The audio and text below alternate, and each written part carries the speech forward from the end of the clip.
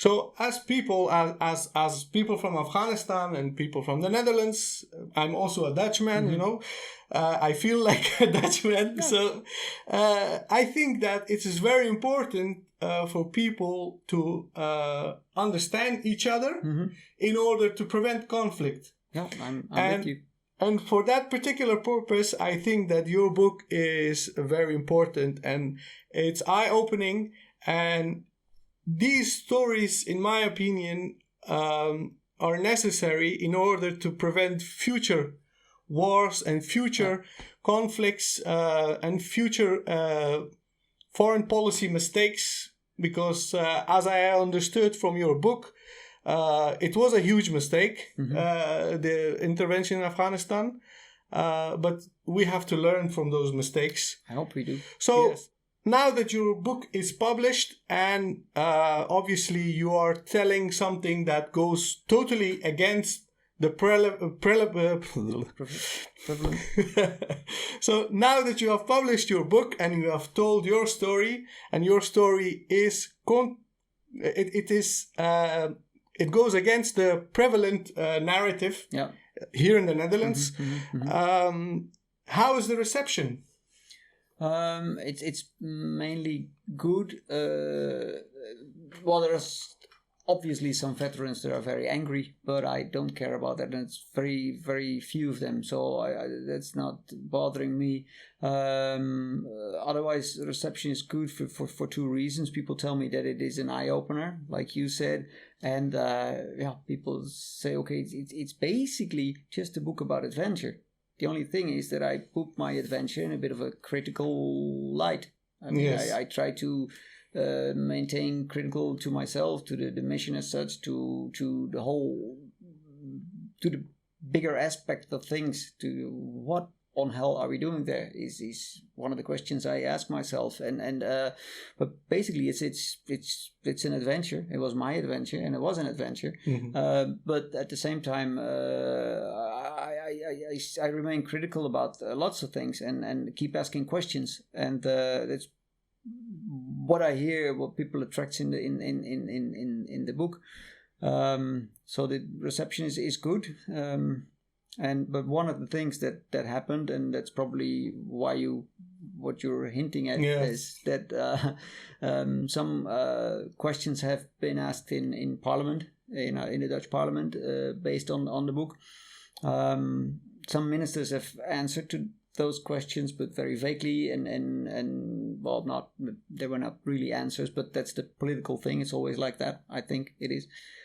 But today I had a meeting with a member of Parliament, and tomorrow I have to be back, and people are quite amazed by my story, and I understand, because obviously not even the Dutch Parliament was aware of what really happened in Afghanistan, and there are of course two possibilities. I could be a total loony, could be. Maybe I'm not. So at least some people are taking the responsibility of looking into what I have to say, and to first discover whether I'm speaking the truth or speaking complete nonsense. And we're right now in that progress. People are trying to see what value my story has, and whether there are more people backing up my story. There are lots of people backing up my story, but we should not forget that most people that back up my story, even in writing, they send me mails and congratulate me and tell me that it was brave to publish this story, blah blah blah.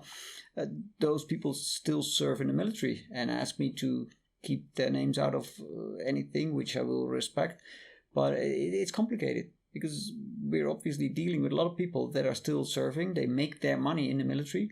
Yes. And I understand that they are not eager to to start calling names, and so it's a complicated situation, which partly is very influenced in a way by the total war stories that some veterans have to tell. I mean, those stories paint a completely different picture than I paint in my book, but still those people make a lot of noise. And then we have another story, which is of course about the PTSD.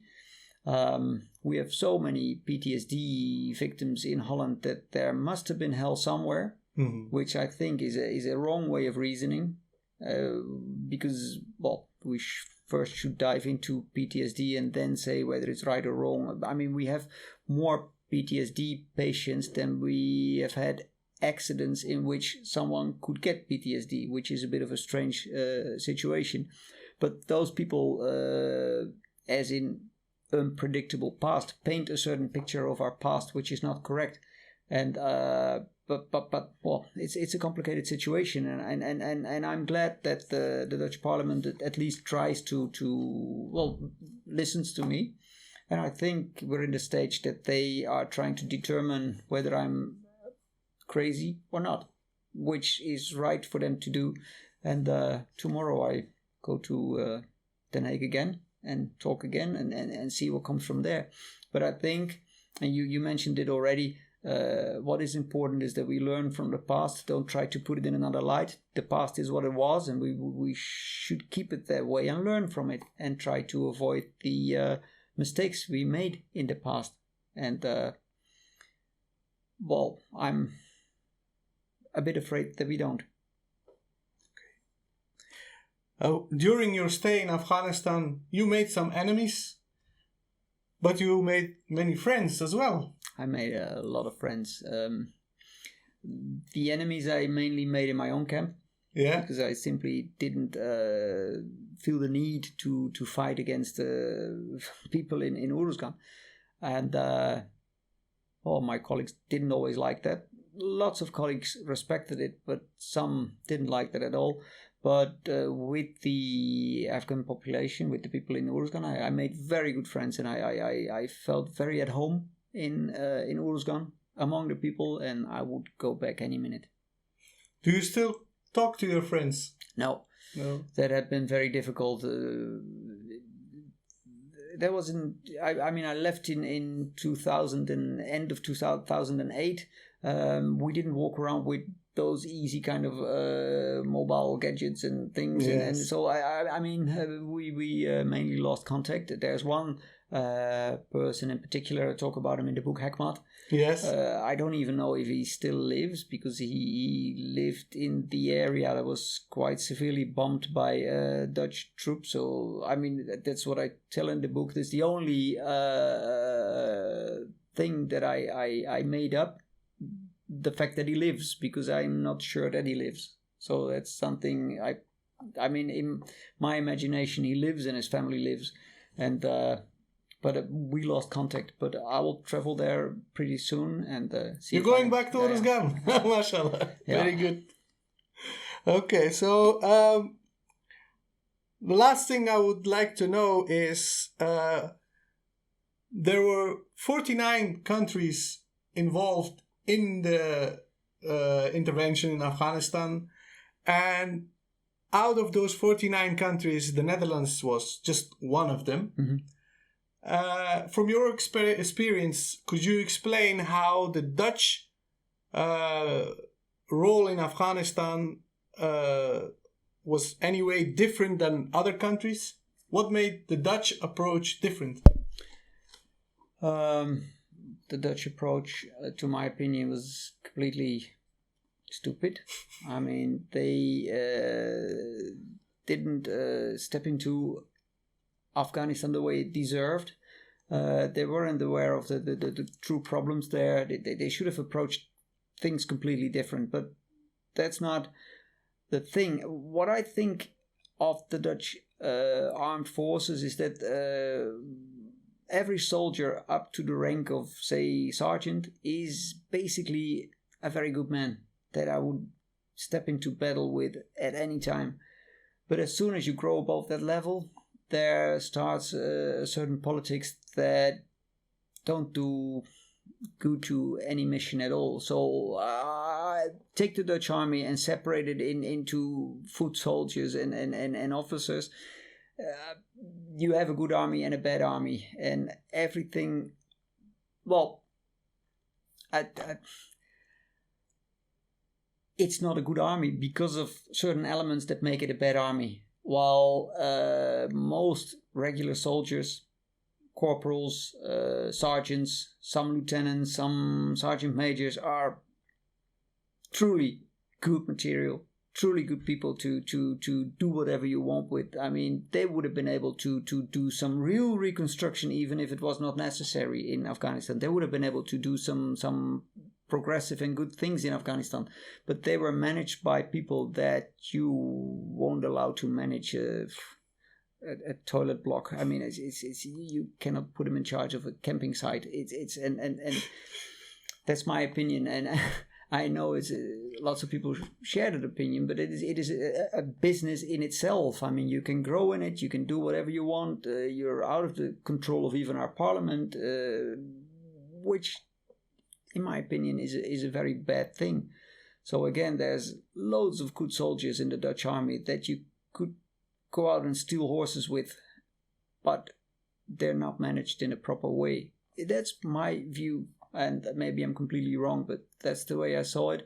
And if you do a huge reconstruction within the top layers of the Dutch army, the end result could be a very good army that you could, for example, use to fight Corona at this time and use to fight a war tomorrow.